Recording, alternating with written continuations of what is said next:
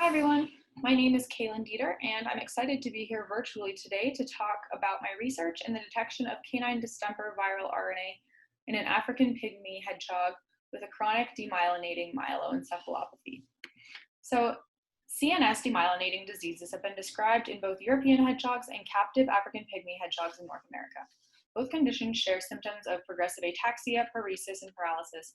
Neither disease is a known cause. The version seen in African pygmy hedgehogs is known as Wobbly Hedgehog Syndrome, which is what I'll be focusing on today. There's no known treatment for Wobbly Hedgehog Syndrome, and since it's a progressive disease, it ultimately results in death. In 2018, a paper came out that described the pathology of Wobbly Hedgehog Syndrome in detail. The main morphological finding was vacuolization of white matter in the spinal cord in various brain regions. Over here in image 1, the pale pink areas up here in the cerebellum and here in the brainstem show vacuolization.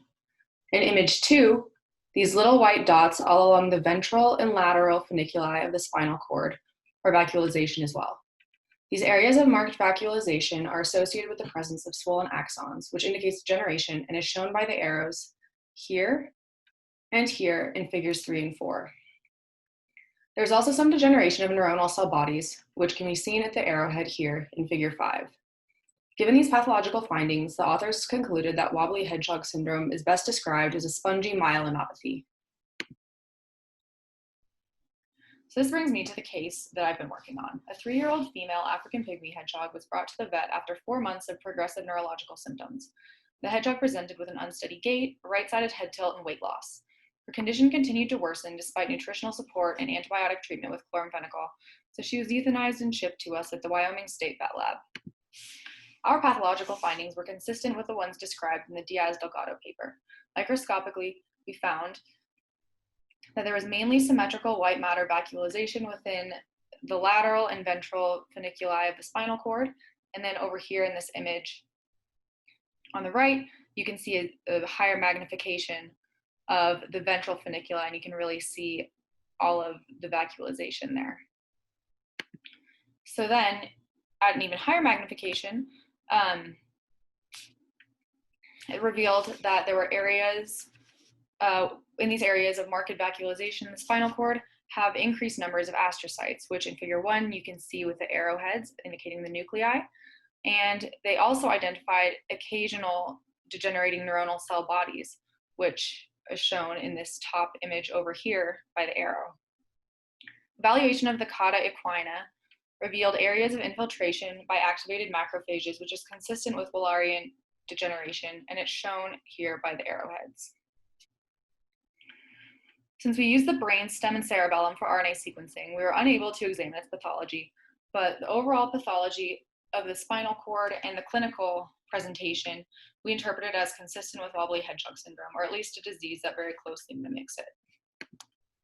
So once we confirmed the Wobbly Hedgehog Syndrome-like pathology in the spinal cord, we proceeded to extract RNA from the brainstem and cerebellum. We then evaluated the RNA integrity by gel electrophoresis and depleted the ribosomal RNA to enrich for transcriptomic RNA. Next, we made cDNA and then fragmented the cDNA into 250 to 350 base pair reads to be sent off for sequencing. Upon receiving the sequencing data, I checked the read quality with FastQC and trimmed the reads accordingly. I then mapped the reads to a hedgehog reference sequence and subtracted aligned reads from the rest of the analysis. Next, I mapped the non-hedgehog sequences to NCBI's viral genome database. I then extracted the raw reads corresponding to each viral hit and used de novo assembly to try and form the short reads into longer contiguous sequences, which we confirmed mapped back to their original viral hits by blasting with NCBI. So most of the viral hits came back with very few contigs that are either very short or kind of non-specific and most likely not significant. One virus, however, CDV, came back with 18 contigs that covered about half of the CDV genome.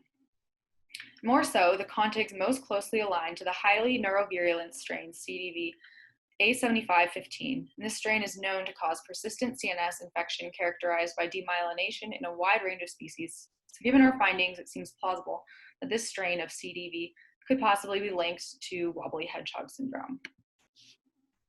So to summarize, our clinical and pathological findings in this case were consistent with previously published descriptions of Wobbly Hedgehog Syndrome. RNA sequencing of the cerebellum and brainstem revealed high numbers of CDV strain A7515, which causes progressive demyelination across a number of species, but to our knowledge has not been previously described in hedgehogs. We did have PCR attempts to detect CDV reads in the original RNA sample, but these failed, and we suspect it was due to RNA degradation. We don't really think that the CDV reads are due to contamination, just because the strain that came out of the RNA sequencing is not one that is carried in the lab at all as a positive control. But either way, we need additional studies and more cases to further investigate the potential role of CDV as a causative agent for wobbly hedgehog syndrome. And hopefully we can get to the bottom of this. So the study was funded by a subaward from the NIH, IDEA award listed here. And so thank you to the NIH, and thank you guys all for listening. I've left mine and Dr. Jonathan Fox's emails below if any of you would like to collaborate or have a potential wobbly hedgehog syndrome case you'd like to discuss. Thank you. Bye.